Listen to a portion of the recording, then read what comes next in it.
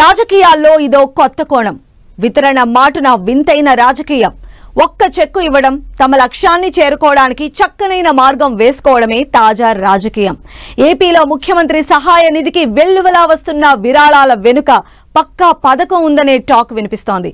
ప్రభుత్వాధినేతను ప్రసన్నం చేసుకోవడానికి మాజీ నేతలు, పారిశ్రామికవేత్తలు విరాళాలను సరికొత్త రూట్గా ఎంచుకుంటున్నారట.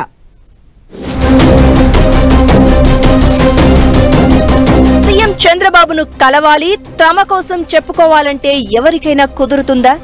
సాధారణ పరిస్థితుల్లో సీఎంను కలవాలంటే చాలా తతంగమే ఉంటుంది. అదే వరద బాధితులకు విరాళాలిస్తామంటే ముఖ్యమంత్రి అపాయింట్మెంట్ ఇట్టే లభిస్తుంది. పుణ్యం, పురుషార్థం రెండూ దక్కుతుండడంతో చాలా మంది వ్యాపార, పారిశ్రామిక దిగ్గజాలు, మాజీ ప్రజా ప్రతినిధులు ముఖ్యమంత్రి సహాయ నిధికి విరాళాలిచ్చేందుకు పోటీ పడుతున్నారు. విజయవాడ వరద బాధితులను ఆదుకోవాలని సీఎం చంద్రబాబు పిలుపునకు చాలా మంది స్పందిస్తున్నారు. ఇందులో కొద్దిమంది ముఖ్యమంత్రిని కలవడంపై ఆసక్తికర చర్చ జరుగుతోంది.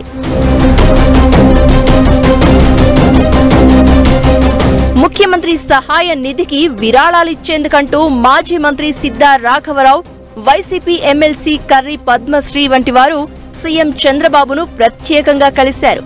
అదేవిధంగా కొందరు పారిశ్రామిక దిగ్గజాలు కూడా ముఖ్యమంత్రి చంద్రబాబును కలిసి విరాళాల చెక్కులిచ్చారు. గత ప్రభుత్వంతో సన్నిహితంగా మెలిగిన వారు కూడా ఇప్పుడు చంద్రబాబు అనుగ్రహం కోసం ప్రయత్నిస్తున్నారు. ఇలాంటి వారు విరాళాలివ్వడాన్ని అనుకూలంగా మార్చుకుంటున్నట్లు చెప్తున్నారు. సాధారణంగా ముఖ్యమంత్రిని కలవాలంటే చాలా ప్రొసీజర్ పాటించాల్సి ఉంటుంది. కానీ వరద బాధితులకు విరాళాలిస్తామంటే వెంటనే సీఎం అపాయింట్మెంట్ లభిస్తూ ఉండడంతో చెక్కులు పట్టుకుని ప్రత్యేకంగా వాలిపోతున్నారట వ్యాపార, పారిశ్రామికవేత్తలు. ఇక ఇదే సమయంలో కొందరు మాజీ నేతలు సైతం టీడీపీలో చేరేందుకు ఉత్సాహం చూపిస్తూ చంద్రబాబును కలుస్తున్నట్లు చెప్తున్నారు. వైసీపీకి చెందిన మాజీ మంత్రి సిద్ధా రాఘవరావు, ఎమ్మెల్సీ కర్రి పద్మశ్రీ కూడా సీఎం చంద్రబాబును చెక్కుల ద్వారా కలవడం ఇలా వ్యూహమేనంటున్నారు. మాజీ మంత్రి సిద్ధా రాఘవరావు ప్రస్తుతం వైసీపీలో ఉన్నారు. అసెంబ్లీ ఎన్నికల ముందు నుంచి ఆయన టీడీపీలోకి వస్తారనే ప్రచారం ఉంది. ఎన్నికల ఫలితాల తర్వాత టీడీపీలో పునరాగమనానికి ఆయన చాలా ప్రయత్నాలు చేస్తున్నారు అంటున్నారు.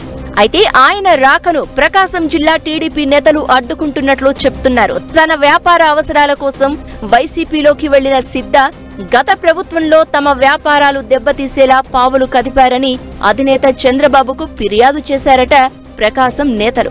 దీంతో కలుస్తాను అని సిద్ధా అపాయింట్మెంట్ అడిగినా చంద్రబాబు అంగీకరించలేదని అంటున్నారు. అయితే ఎలాగైనా చంద్రబాబు అనుగ్రహం సంపాదించాలని భావించిన సిద్ధా పట్టువదలని విక్రమార్కుడిలా ప్రయత్నిస్తూనే ఉన్నట్లు చెప్తున్నారు. ఇందులో భాగంగానే వరద బాధితులకు విరాళాలివ్వడానికని పేరు పెట్టి సీఎం చంద్రబాబును కలిసినట్లు చెప్తున్నారు. ఈ సందర్భంగా సీఎం చంద్రబాబు మాజీ మంత్రి సిద్ధను కుశల ప్రశ్నలు వేయడంతో తనపై అధినేతకు కోపం లేదని ఊపిరి పీల్చుకున్నట్లు చెప్తున్నారు. జిల్లా నేతలు వద్దన్నా గట్టిగా ప్రయత్నించి పసుపు కండువా కప్పుకోవాలని ప్లాన్ చేస్తున్నట్లు చెప్తున్నారు. ఇదే విధంగా ఎమ్మెల్సీ కర్రి పద్మశ్రీ కూడా టీడీపీలో చేరాలనే ప్లాన్తో కొద్ది రోజుల క్రితం తన పదవికి వైసీపీకి రాజీనామా చేశారు. అయితే సీఎం చంద్రబాబును కలిసే అవకాశం ఇంతవరకు రాకపోవడంతో వెయిటింగ్ లోనే ఉన్నారట కర్రి పద్మశ్రీ. ఆమె కూడా ఇప్పుడు వరద బాధితులకు విరాళం ప్రకటించి సీఎంను కలిశారు అంటున్నారు. ఇలా గత ప్రభుత్వంలో చక్రం తిప్పిన నేతలు, పారిశ్రామిక, వ్యాపార దిగ్గజాలు సీఎం చంద్రబాబు అనుగ్రహం కోసం చెక్కుల ద్వారా చక్కని ప్లాన్ వేసుకున్నట్లు గుసగుసలు వినిపిస్తున్నాయి. చెక్కులు ఇవ్వడం ద్వారా తమ ఉదారత చాటుకోవడమే కాకుండా చంద్రబాబు దృష్టిలో పడి తమపై వ్యతిరేకత పెరగకుండా చూసుకోవాలని చాలా మంది ప్రయత్నిస్తున్నట్లు చెప్తున్నారు.